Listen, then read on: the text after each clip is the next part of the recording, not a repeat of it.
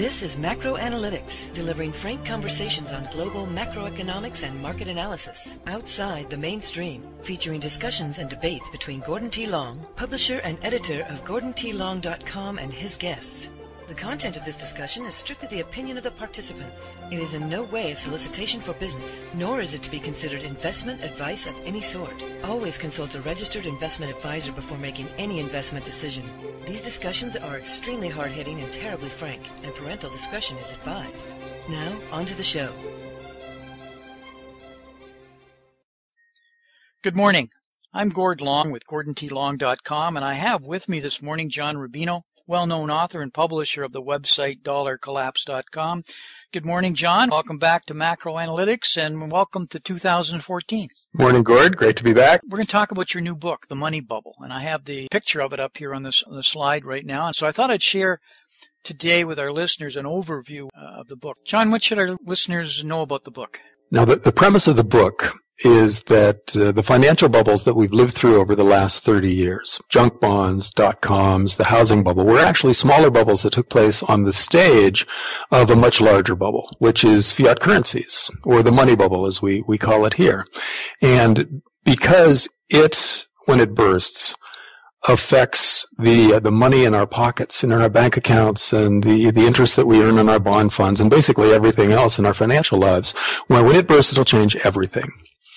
And so we introduced the book with the question, which we both ask and answer, of why we're still here. Why is the financial system still functioning after taking on such an insane amount of debt via these other financial bubbles over the last 30 years?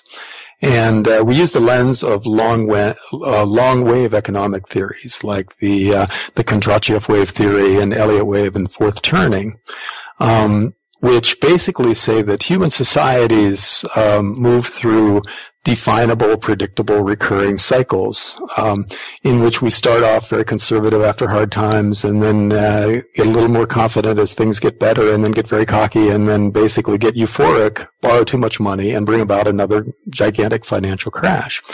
The interesting thing about these theories is that they use different terminology and a different analytical framework to all come to the same conclusion, which is that somewhere around the year 2000, the global financial system should have collapsed based on all the debt it took on. And it didn't. You know, we've gone another 15 or so years and taken on more and more debt and blown up bigger and bigger financial bubbles. And so the question becomes, are long wave theories invalidated by what has happened in the last 15 years? And we say no, they've actually been reinforced by what has happened, because in past long cycles, money was sound. Basically, it was gold and silver, and governments couldn't make more gold and silver. So when debts reached an untenable level, they would just collapse, and that debt would be wiped out through default. Now, this time around, there's something new in the mix, the printing press. All the world's central banks are armed with an unlimited ability to create new currency, and that has allowed them to confront what would have been a collapse in 2000 or 2008 in the global financial system with a torrent of new money. And that has stopped the collapse and allowed us to blow up some new asset bubbles and take on a lot of new debt. And what it's done, rather than invalidate the long wave theory, has amplified these economic laws. You know, now we owe 20 or 30 or 40 trillion more dollars, depending on how you calculate debt around the world. And the collapse, when it comes, will be even bigger. So this wave, this upwave, has lasted another decade longer than it should have. But when it goes, it'll go in an even bigger way. And so, at this point, the question isn't whether it's going to collapse, because all the numbers, and along with basic human psychology, point to a global crisis of some kind coming. But what form the crisis takes, how we get from here to there. John, and the reason it must collapse, and you made a really good point, you know, this is fundamentally different this time, because we're off a standard, so they were able to print money at a phenomenal rate. What's happened is people, society, and these generations that the long waves show, they pull in their horns during these deflation. It hasn't happened because they still believe that money is a store of value. So they're still operating on the old school that money is a store of value. It's no longer because they've been able to get around it and extend it. But at some point, people are going to realize that their money is being debased at a phenomenal rate and usually expressed through just simple inflation or hyperinflation, which in fact is a currency extinction event. So that's going to happen. And that realization is going to happen is they're going to start to see country after country starting to implode as their currencies go through the floor, which is happening. We saw it in Zimbabwe. We saw it in Venezuela. We're watching it today in Argentina. I can go around all sorts of peripherals. As these problems associated with printing this high velocity money, if I can use that expression, is creating huge problems in the peripheral countries. And it'll start in the peripheral and it'll go towards the core. And when people panic and realize it's no longer a store of value, that's when it'll implode.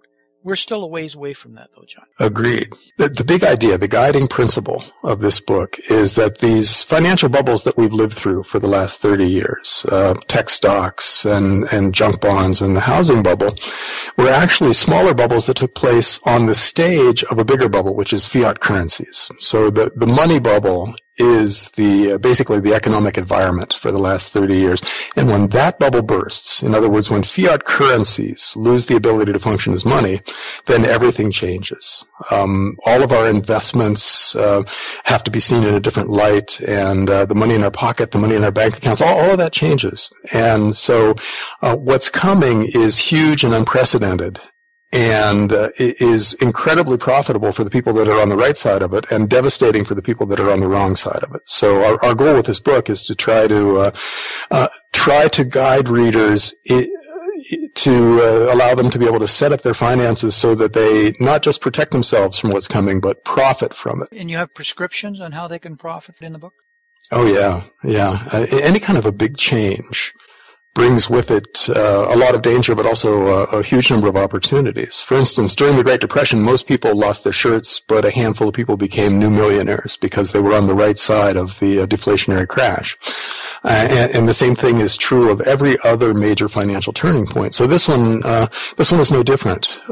There's going to be a mass migration from financial assets which depend for their value on the value of the fiat currencies in which they're denominated, towards real assets which don't depend on some government keeping its promise to adequately maintain the value of its currency. So you're going to see money flowing out of bonds and financial stocks and bank accounts and things like that into farmland and oil wells and precious metals. And we try to outline the process by which you do this right. And we include 3 or 4 chapters that give strategies for doing this and avoiding some of the pitfalls. Book, it's not talking about just all the problems, although you summarize them very, very well. It's really saying, okay, if you buy into these are serious issues, then this is what you need to be doing about it. Yeah, it's easy to get bogged down into negativity when you're talking about today's economy, because we're making such horrendous mistakes in so many different ways, and it's got to lead to hard times for a lot of people. But really, this is like any other investment play. It's an optimistic idea, because it presents a lot of chances to make a lot of money. So yes, hard times are coming, and we're making big mistakes which will blow up on us, but it's possible to profit in very extreme ways in a lot of different strategies going forward. And so what we're trying to do is sketch out those strategies mainly. So this is really an investment book. It starts with the premise that bad times are coming, but the second half of the book is all about optimistic scenarios for making a lot of money from what for most people will be very hard, very stressful times. John, you and I have had discussions. I know my grandfather made most of his wealth in the Great Depression, and he always used to say that the time to make the most money is when times are tough. You've got to go a different route, he used to say. You can't go the well-trodden way because that's the wrong way. Things that worked in the last 30 years are the things that will not work going forward. Precisely, and that comes out in the book. Yes, and the basic premise for this is that crisis equals opportunity. So you need to understand the nature of the crisis in order to identify the opportunities that it presents. Now, you do a fair bit of work in really showing this as being, as you mentioned earlier, part of a long-term bubble, the fiat currency, but long waves, and a number of the long wave cycles that are all playing into this. Yeah, we introduced the book with by asking and answering the question, why the heck is the financial system still here? It should, based on just the numbers, have collapsed after the 2008 crisis when the housing bubble burst. And yet we've been able to reflate a new set of bubbles here, and we're basically still standing, and most people think we're in a recovery and normal times are returning. And the vehicle for this discussion is the long wave theory. We pull out three of several long wave theories that exist out there that explain why human societies go through long psychological cycles that tend to repeat over time. We start out being very conservative after hard times, and then gradually we get more and more confident as we start to do better and better, and then that evolves into euphoria as the clueless grandchildren of the Depression era generation take over, and then that leads to too much debt and a financial collapse. These are cycles that repeat over and over again throughout human history. And you can see it in the Kondratiev wave or the Elliott wave or the fourth turning, among many other theories. And the interesting thing about these theories is that they all use different terminology and they all use different indicators, but they've all concluded that somewhere around the year 2000, the global financial system should have collapsed. We should be toast by now, and we should be deeply into, say, Kondratiev winter when it's like 1936, a deep depression. And yet we're not. And so the question is, why did these theories fail, and have they been invalidated? And the answer is no, they still apply, but they've bumped up against something that's historically new, which is a world in which all the central banks have printing presses, in effect. They're able to create as much new currency as they want and flood the system with that currency. And that has allowed them to not invalidate these laws of economics, but to delay their implementation. We've been able to borrow 10 or 20 or 30 trillion new dollars, depending on how you calculate debt in the world. And this has allowed the system to continue and new asset bubbles to blow up. But all this extra debt has magnified the effect of the downturn when it comes. So the next bust will be even bigger than the last bust. And James Turk and I believe that this is the end, that the numbers are just so horrendous right now that when things turn around or turn down, that the system isn't going to be able to cope with the first of all, the destruction of the fiat currencies of the world, which is ongoing right now, and then the subsequent collapse in all the bad paper that's out there. So we'll have something resembling a hyperinflation, followed by something that looks like the Great Depression, only probably much worse. And it becomes just a question of timing now. I have your Kondratiev wave as one of the long cycles. And what's different this time is typically when the Kondratiev winter happens, we have tremendous deflation and debt collapses. It gets repriced, et cetera. And what we've seen this time is debt hasn't fallen off. Debt has actually continued to grow and grow at a significant rate. So it's either still in front of us or something dramatically has changed. And what has changed is, as you point out, John, is the amount of, it starts with the central banks exploding their balance sheets, as we're all well aware, around the world to tune of excess of $10 trillion.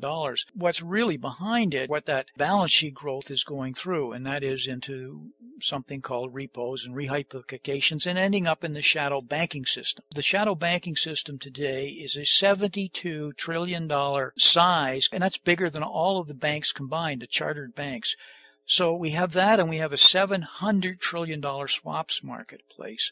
Both of these are unregulated, off-balance sheet, and just dwarf the global economy. Effectively, John, what they're doing is the swaps market, the $700 billion, is really working as fundamentally an off-balance sheet structure to shore up balance of payments, and that is the capital accounts, transfers in it, by creating stability within the currency and the interest swaps, because interest control the currencies.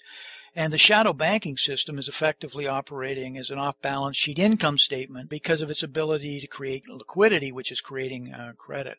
So that's why it's sustaining itself. And that's kind of a long-winded way of saying why they can push it out. But it's not sustainable. It allows you to kick the can, but it's finite, because at some point there's insufficient collateral and you get non-performing loans. The same reason why this cycle happens. And that's what's beginning to happen. I'm sorry, John, to diverge here, but your book is right smack on in these long cycles, and it happens with every generation, except this generation we're more sophisticated in how to kick the can down the road. We are not more sophisticated in solving the problem. Yeah, if you look at this chart, Gord, you see these recurring cycles, but all the previous cycles happened in an environment of sound money. Basically, money was gold and silver. So when too many debts build up, the debts had to be wiped out through default because governments couldn't just create more gold and silver. They couldn't make more money. Exactly. And this time around, they can. They can produce as much fiat currency as they want to, and we have been convinced to accept these paper dollars and euros and yen as if they're real money. And so the system can go on. As you said, we can kick the can down the road with all this paper, all these exotic new debt instruments that people consider to be real money currently, because they haven't figured out that it's not. What still is perceived as money as a store of value, and it's not. Up until recently, you've had a level of inflation. But there's still a perception that money is a store of value and is in fact wealth by holding it. What will change, and is changing in numbers of countries as their currencies are starting to collapse. Pick on Zimbabwe, then pick on Venezuela, but now look at Argentina, and I can keep going on as we go through the peripheral fragile fives of various countries around the world. Is it starting to implode from the peripheral to the core? But it's the currencies where the people in the country realize they're not a store of value because they're fiat and they're just being printed. And so the gig will go on until there's this realization. And typically it comes because you've got hyperinflation associated with prices in the grocery store. It's different this time. And the initial wave is in asset prices, and we're currently seeing I would say the mid stages of that right now. Asset prices, because it pushes up collateral, and that's where the bank's money, because if the collateral goes up, it allows them to accelerate this and keep this game going.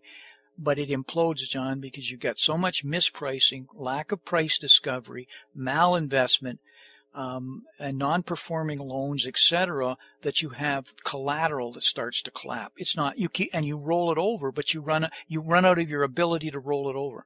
Nobody will lend you money unless you can post some level of collateral, right? Yeah. And Gord, the next chart illustrates this process perfectly and shows why it has to end. Because as we take on more and more debt, we're getting less bang for the buck. The productivity of debt, in other words, how much economic growth you generate when you borrow money, has been going down for the past 40 years, really, since the 1960s. And we're reaching the point where it's zero now, where we can borrow more money, but we don't get anything for it. All we do is accumulate more liabilities. And that's the point when it all ends. When no matter how much you borrow, you get nothing for it. You just depreciate your currency a little more and gain no new net increase in wealth. And so, exactly. Yeah. And historically, the system has fallen into Kondratyov winter, into a deflationary crash before you get to zero. But this time we've been able to delay the inevitable to the point where we're in negative territory in many months right now. Typically, John, the argument is, well, you grow your way out of this and the economy starts to pick up. But the problem we face is that global aggregate demand growth is falling off. A lot of that is because of the magnitude of the labor arbitrage around the world as we've moved companies offshore, reduce the labor, but now the middle class's real disposable income is falling off. And as that falls off, around the world there's this slowing. And when you have slowing economy, you have your inability to create wealth, which is collateral, and to pay the debt. So it's a matter of rate of change right now. And so this is leading to, effectively, will be a large liquidity trap, but a global one. And because of this, the slowing rate of growth of demand versus the rate of cost of the debt. Because every year there's the debt, as large as it is and growing, costs money. And what's saved us lately has been that we've driven down interest rates on the sovereign debt to such low levels, next to nothing, that the governments can continue to afford. But it can't go below zero, can it, John? Well, we'll see. It is a lot of things. It is negative. It's negative real rates right now. That's what's saving it. Yeah, but government debts are unfundable at any kind of normal rates now. Yeah.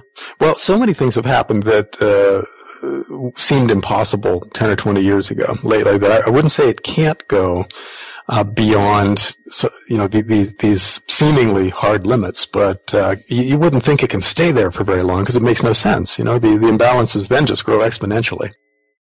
We are breaking this session at this point and will continue on tape number 2. We have a very large audio and iTunes listener base who have requested that the sessions be kept to approximately 20 minutes in duration. We'll be right back.